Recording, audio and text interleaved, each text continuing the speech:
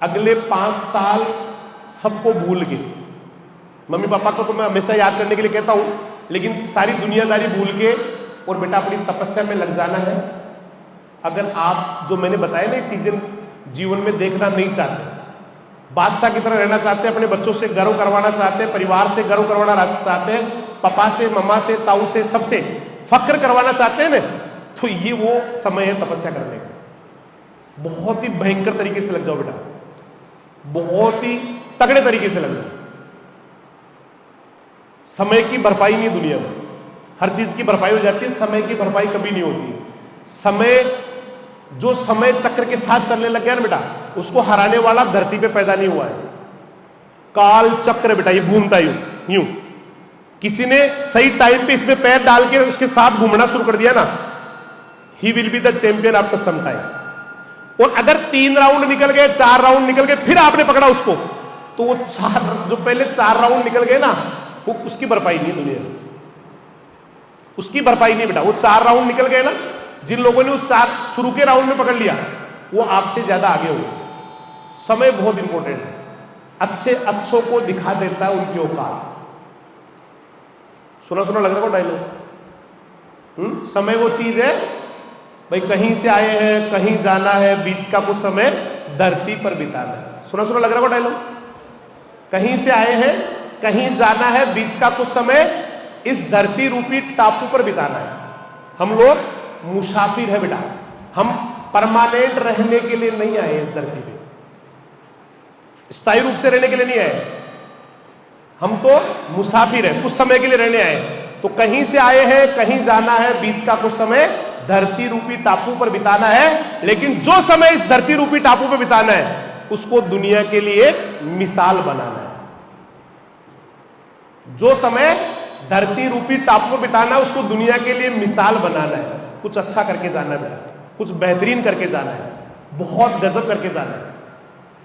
हर कोई आप जैसा बनने के बारे में सोचे, ऐसा इतिहास रच के जाना है बेटा। सारी शक्तियां आपके अंदर बेटा, कोई चमत्कार की उम्मीद मत करना कि अब कोई बिजली गिरेगी दिमाग के ऊपर, दिमाग चलना शुरू हो जाएगा। उस परमपिता परमेश्वर ने दुनिया की सबसे बेस्ट चीजें आपके अंदर फिट की है बेटा। You have the most precious brain of the world. दुनिया का सबसे कीमती चीज आपके पास है, आपका ब्रेन। ब्रेन वो वाली मशीन होती है बेटा जो कभी यूज करने से घिसती नहीं है। मैं कल परसों किसी क्लास में कह रहा था कि साइकिल ज्यादा चलाने पे उसमें वियरिंग एंड टीयरिंग आ जाता है, घिस जाती है, चक्का चेन में आवाज आने लग जाती है, बोल्ट वगैरह नट बोल्ट ढीले हो जाते हैं, है ना, ग्रीस की प्रॉब्लम हो जाती है, कभी उसका पेडल खराब हो जाता है, कभी हैंडल में थोड़ा सा टेढ़ा मेढ़ा हो जाता है। जितना ज्यादा यूज करते खराब हो जाती है। जितनी ज्यादा किसी गाड़ी को चलाते हैं उतना ही उसमें वियरिंग एंड टीयरिंग आता है। हम किसी गाड़ी को लेके जा रहे हैं, ज्यादा चलाने से, ज्यादा यूज करने से वो घिस जाती है, उसके बेरिंग में आवाज आने लग जाती है, टायर जो है ना बेटा वो इधर उधर होने लग जाते हैं, रिम में प्रॉब्लम आ जाती है, स्टीयरिंग स्लो ढीला ढीला हो जाता है ज्यादा यूज करने से। कोई मशीन हो दुनिया की, आप अगर चारा काटने की मशीन है उसको भी ज्यादा यूज करते हैं तो उसके भी जो गंडास कहते हैं जिनको, खराब हो जाते हैं, बोल्ट ढीले हो जाते हैं, कई सारी प्रॉब्लम आ जाती है। लेकिन ब्रेन दुनिया का ऐसा मशीन है बेटा। 96% लोग भेड़ों जैसी जिंदगी जीते हैं, उनका खुद का कोई अस्तित्व नहीं होता है, दिमाग का किसी चीज को लेके खुद का कोई विचार नहीं होता है, किसी चीज के बारे में वो 5 मिनट बोल नहीं सकते हैं, क्योंकि वो वही करते हैं जो बाकी दुनिया कर रही होती है, वो वही करते हैं जो सारी दुनिया कर रही होती है।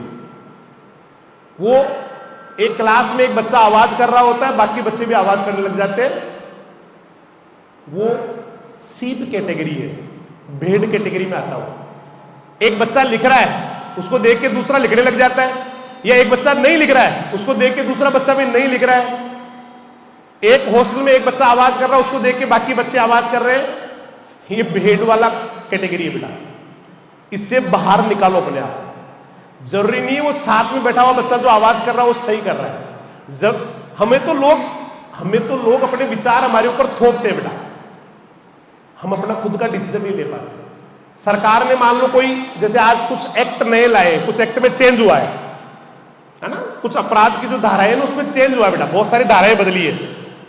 अब आपको पूछे भाई वो धाराएं कैसी है, तो आप केवल वही बताएंगे जो आपने किसी से सुनी है या कहीं पढ़ी है, बोला ये ठीक है, ये सही है, ये गलत है, ये अच्छा है, ये बुरा है। केवल वही बताएंगे जो किसी से सुना है आपने या कहीं पढ़ा है।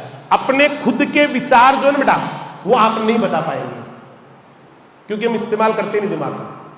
हम तो पूछते हैं, अच्छा जी आप बताओ ये जो सरकार ने जो अभी नई धारा लागू की है उसके बारे में आपके क्या ख्याल है? तो उसने कहा ये ठीक है पर थोड़ी ये कमी है। फिर आप दूसरे से मिलेंगे तो ऐसे ही बोलेंगे ठीक है पर थोड़ी सी ये कमी है, यही बोलेंगे बेटा। दादा वो तेरे से इंटेलिजेंट कब से हो गया जो तेरे को बता रहा है कि ठीक है पर ये कमी है? तू बता पूरी दुनिया को कि ये बातें इसमें ठीक है, ये बातें बहुत अच्छी है, इन बातों में थोड़ा सुधार होना चाहिए। खुद यूज कर अपने दिमाग, भेड़ चाल नहीं चलना बेटा, किसी और की बोली बात को नहीं बोलना है, अपने खुद की क्रिएटिविटी लानी है। खुद का जो है ना बेटा अपने दिमाग को उस लेवल पे लेके आओ कि दिमाग खुद ही अपने आप ही सोचना शुरू कर दे किसी चीज के बारे में। और मैक्सिमम लोग ना, कई बार मैंने कहा है 4% 5%, कहा क्या यही है 4% 5% ही माइंड का यूज होता है, बाकी तो ऐसे पैकिंग ही वापस चला जाता है। शमशान में जाते हैं तो लोग पता नहीं क्या क्या बातें करते हैं। कोई कहता है भला है, कोई कहता है बुरा था, कोई कहता है ये था, कोई कहता है चला गया तो ठीक है, कोई कहता है नहीं यार ये आदमी अच्छा था, है ना। कोई कहाँ ध्यान होता है। मुझे बहुत कम जाने का मौका मिला है, लेकिन जब मैं जाता हूं ना तो जिस समय वो कपाल क्रिया हो रही होती है ना, कपाल क्रिया होती है मतलब सिर फूटता है, उसके ऊपर कभी घी डालते अपने आप ही वो सिर फूट जाता है बेटा उस मुर्दे का, जब वो जल रहा होता है ना। बच्चियां तो कभी गई भी नहीं होंगी शमशान में। एक कपाल क्रिया होती है बेटा। कपाल क्रिया में क्या करते हैं, जब डेड बॉडी जल रही होती है तो एक लकड़ी पे बांध के आगे चम्मच सा और उसके ऊपर घी डालते हैं यहां पर, तो अपने आप ही खुल जाता हो, कैसे खुल जाता है। कभी कभी अपने आप नहीं खुलता तो लठ मार के खोलते हैं उसको, मतलब लकड़ी से खोलते हैं उसको। तो वो जब खुलता है ना तो मैं तो एक ही चीज देखता हूं कि दिमाग का कितना इस्तेमाल किया। तो जिनके गया हूं मैं 3 या 4 बार ही गया हूं, है ना।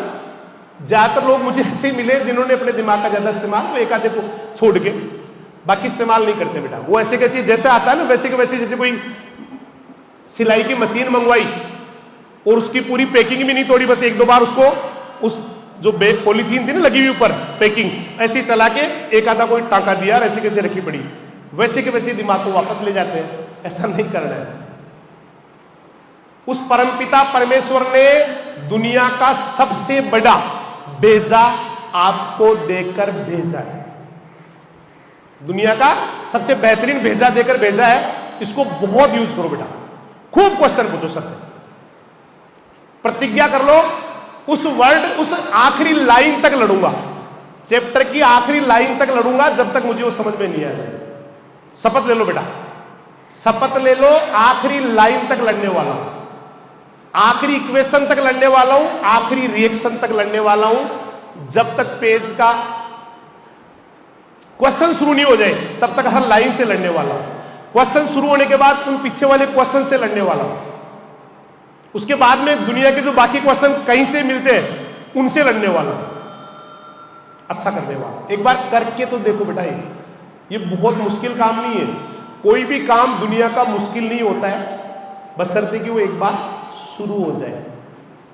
रिपीट कर रहा हूं, लाइन बहुत महत्वपूर्ण है। दुनिया का कोई भी काम मुश्किल नहीं होता है बशर्ते कि वो शुरू हो जाए। नथिंग इज इम्पॉसिबल, कुछ भी इम्पॉसिबल नहीं बेटा। ये जो हमारा जो ब्रेन है, जिसके ऊपर जो है ना ऊपर का पार्ट बालों की वजह से काला है, नीचे जो है ना बेटा हार्ड मास का पुतला है, इसके सामने कोई काम मुश्किल नहीं। एक टांग कटी हुई बच्ची ना आर्टिफिशियल लेग लगा के, कृत्रिम पैर लगा के एवरेस्ट पे चढ़ जाती है। बोले तो अरुणिमा सिन्हा, बोले तो अरुणिमा सिन्हा। एक बस का कंडक्टर